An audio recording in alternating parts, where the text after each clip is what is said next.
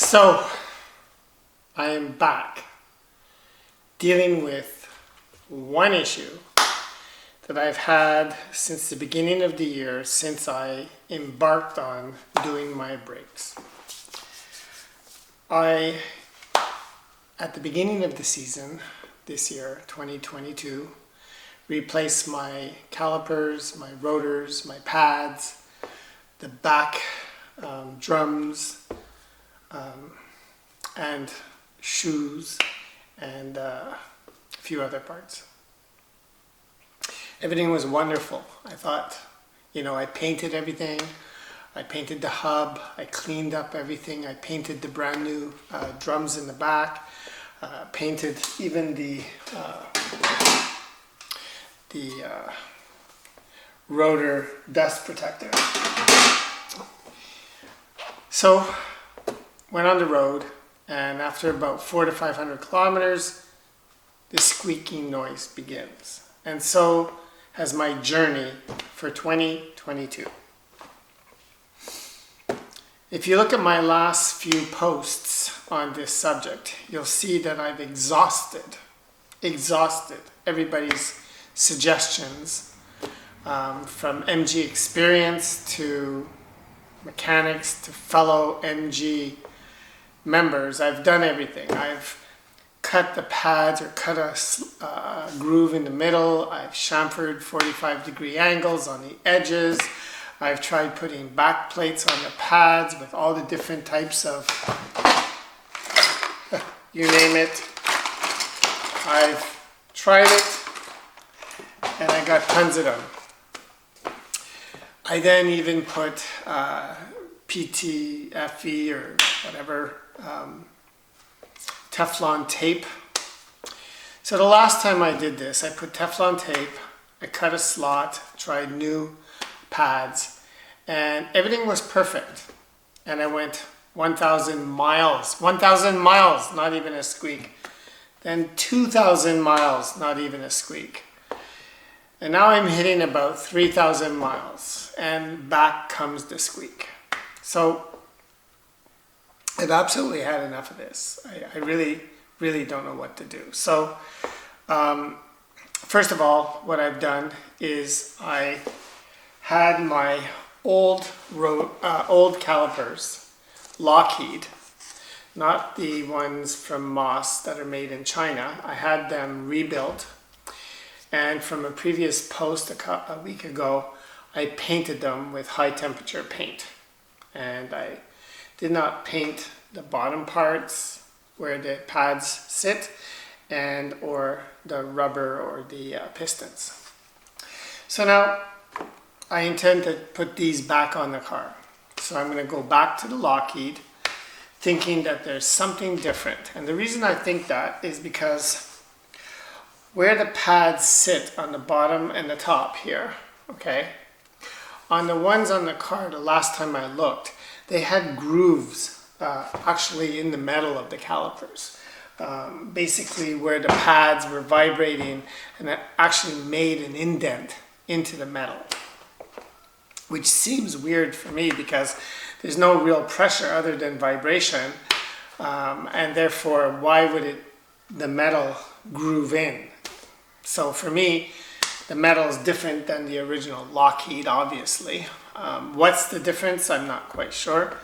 But what I am going to do is when I take the old ones off, okay, I plan to weigh the two, okay? And then I'm going to start taking dimensions, and I'll do a video comparing the top, the bottom, the width, all the different dimensions, center to center, to see if there is any difference in the two with respect to the dimensional differences. And obviously with metal, I can't do I don't have a metal spectrometer here, so I can't do a chemical analysis, but it would be nice to know the difference between the two steels. Additionally, tomorrow I have purchased, and it's arriving by UPS, EDC brake rotors and the green stuff pads to go together. They're meant to go together. They're by the same company. So hopefully the pads and the rotors, and apparently if you read up on EDC, I'll put a link at the bottom here. They apparently coat the rotors with this black geotech or geo something coating, which will stop any rusting, which will help with dirt. And also they're made stronger and balanced, and hopefully will make a difference. So again, I'm going to put on nice black new calipers, EDC rotors, green stuff pads, but before I take off my old rotors, I've got this tool that I got on Amazon, okay, which I'm going to then measure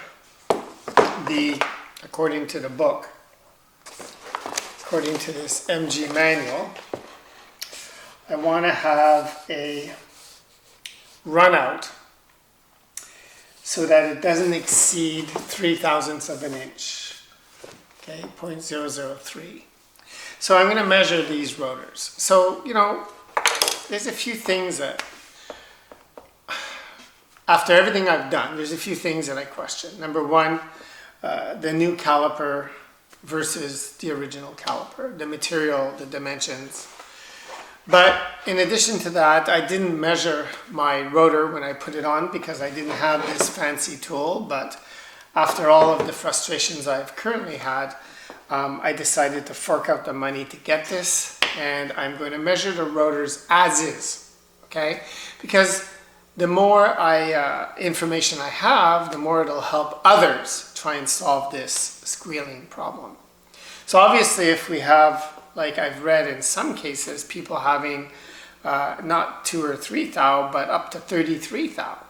So obviously that would give a lot of vibration to the pads and therefore making grooves into the calipers and therefore having all sorts of squealing noises when you least want them. So stay tuned.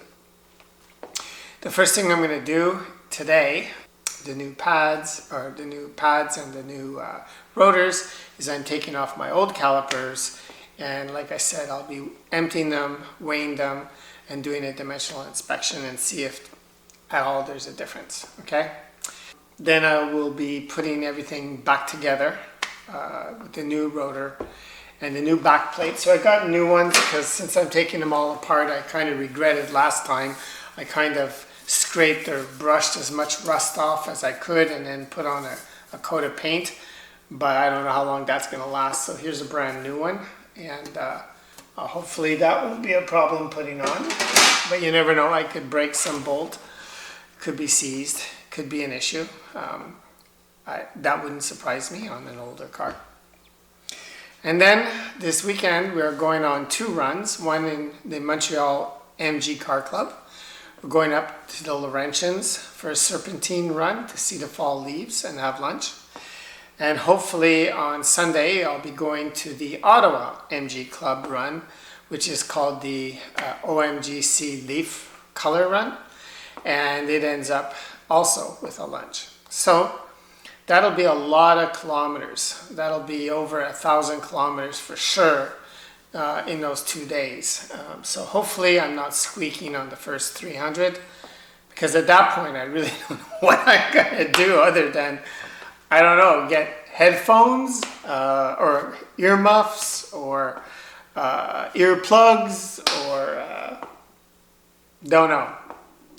So let's see what happens. And I know I'm rambling at this point, but you know, as like a lot of people on the MG experience who've tried a lot of different things, it's very annoying having brake squeal. It really is, you know.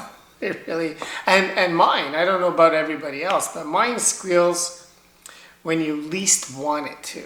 For example, driving in to the driveway this summer, when we had hired with the Ottawa MG Club, hired John Twist from University Motors to give a tech day.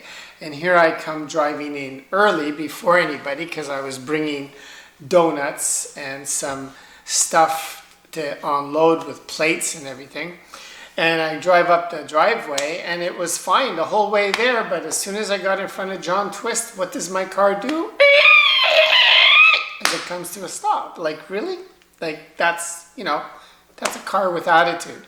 The same happens when I go through, for example, one time I was pulling in slowly to a gas station and everybody was looking at my car and the person over there was smiling and I could see that they recognized old MG. Maybe they had one when they were younger and it was bringing back some memories. And then right there under the cover let out a squeal that honestly, I think their hair stood on end and said, that's why we don't want an MG, right? But again, I'm rambling, I know, so just click off this video, but I will then have another video on the examination and comparison. We're going to measure the rotors as is. We're going to measure the new rotors once they go on. We're going to compare the different calipers, and then we'll put it all back together and hope that there's no more squeal. And that'll tell us, because my last rotors were the least expensive rotors. They were the $23 a rotor. And the pads were, you know, off of Amazon.